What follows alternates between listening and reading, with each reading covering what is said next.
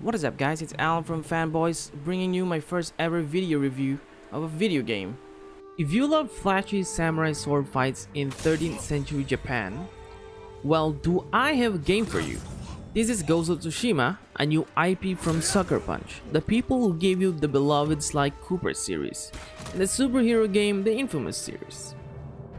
Well, graphics are first. Sucker Punch outdid themselves this time around. The graphics in Ghost of Tsushima is easily one of the most beautiful games this generation. The game is teeming with beautiful landscapes, mountains and vegetation. One of its designer probably said, "You know what this game needs? A shit ton of particle effects. Lots of particle effects." Because there is so much particle effect in this game, involving mostly flowers and leaves, that the Mongolians aren't just your biggest enemy here. You could easily get lost to the beautiful scenery while simply doing main missions. That's how distractingly beautiful this game is. And they really poured a lot of effort on character models in this game. If you look at our protagonist here, you can see every little fine details on his armor. Heck, even the NPCs that are just there to fill the world are just as detailed. It's also the little details that I really appreciate on games like this. Here for example, whenever our protagonist rolls through mud, the texture on his clothing will change and get dirtier. Same when you're battling enemies, will be covered in blood splatter after battle. And you might think a game like this will struggle running on the PS4. It's quite the opposite really. While this game is locked at 30 frames per second at 1080p with performance mode on the PS4 Pro, you will rarely see any dips in the performance, even with launch model PS4s that sounds like a jet engine. Oh, and did I mention the game has a very fast loading times? Even with its first gen PS4s with its stock hard drive. So even if you died a crap ton of times, it won't really be that annoying. Same story with fast traveling and loading your checkpoint.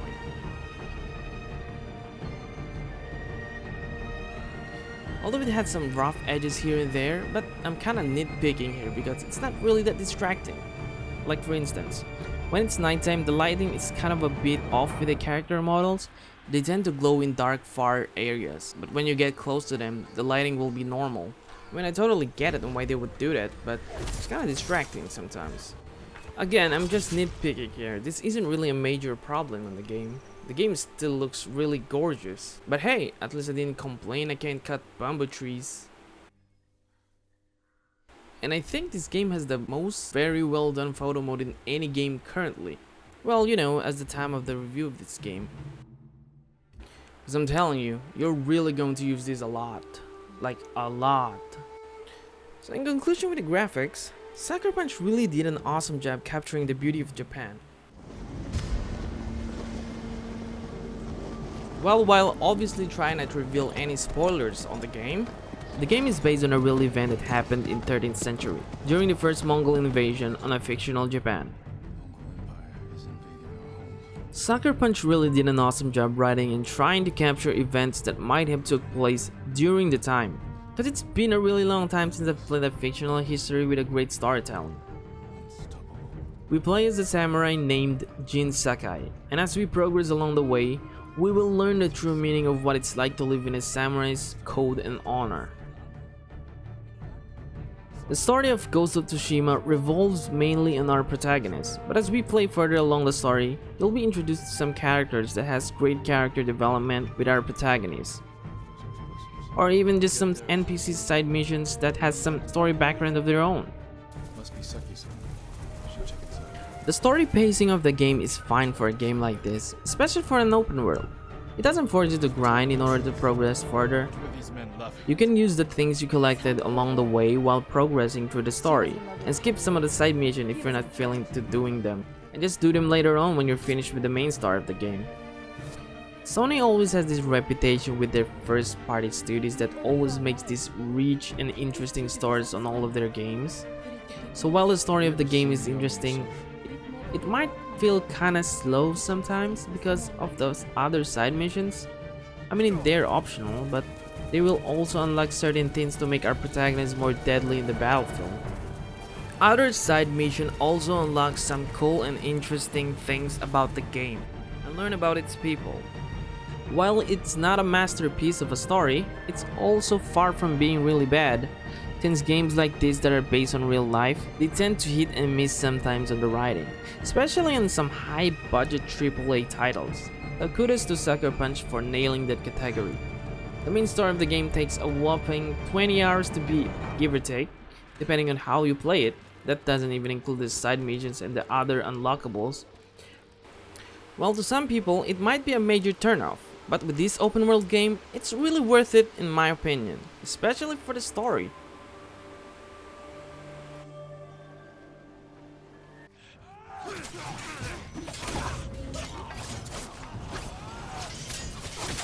Okay, as for the difficulty in gameplay, first off, let's talk about how they made the game really pleasing for the average gamers. There's a lot of quality of life improvement in this game that enhances your gaming experience, and here are just a few.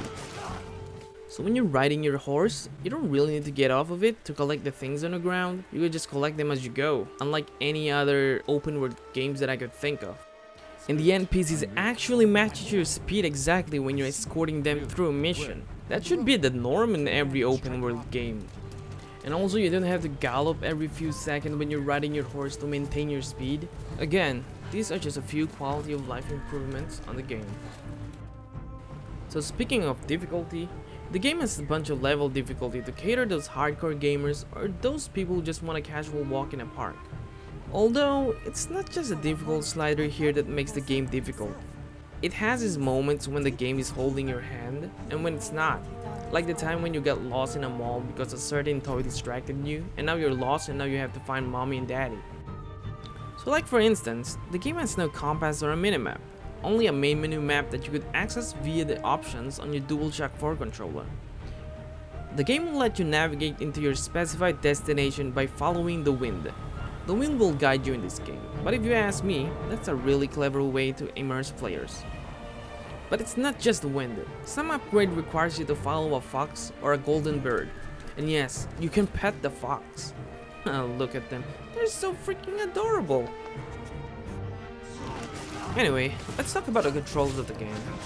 Now the controls might be bizarre for you at first, so let me explain. Don't get me wrong, the combat is perfect. The flow of the combat is really snappy and satisfying. Now the camera, that's a whole other thing. You see, the movement of the camera is kinda confusing at times and you sometimes get lost and constantly trying to find the enemies. So you either pan the camera to look for the enemies or follow where the character is looking at. Because that's always the indication when there's an enemy nearby that's about to attack you. And there's no manual lock onto the target, so you'll get some time getting used to it, but the combat is really satisfying, trust me. I don't know if that was really intended by the developers to immerse the players. It's like how the Mongols doesn't get translated to the players when they speak. I mean, I get it, they are foreign to the land, but I wish we as the players could understand what they are saying, even if it isn't that important. So you could play this game in two different styles. You either play as the ninja that lurks in the shadow, or a true battle-born samurai that is ready to die in battle. The choice is all yours.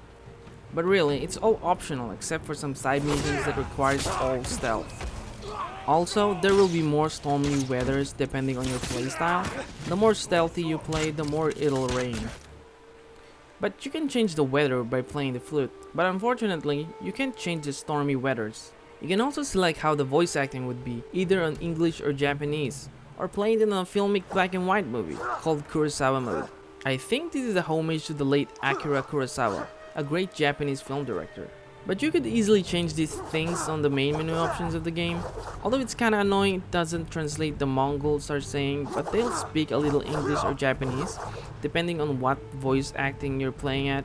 So I guess they're really aiming for realism here, or immersion. Well, if you're worried about the voice acting, well, the voice acting is actually really well done, whether you're playing it on English or Japanese. although it has some dubbing problem to what I've seen, like sometimes the word doesn't sync with the mouth of the character, but it only happens rarely in my experience. The game suffers from what I like to call open world syndrome. It gets repetitive sometimes, because if you're playing this for the first time, there's no denying that it's a bit of a mix of the newer Assassin's Creed games and the Far Cry series, but that's not a bad thing, because those games were all great.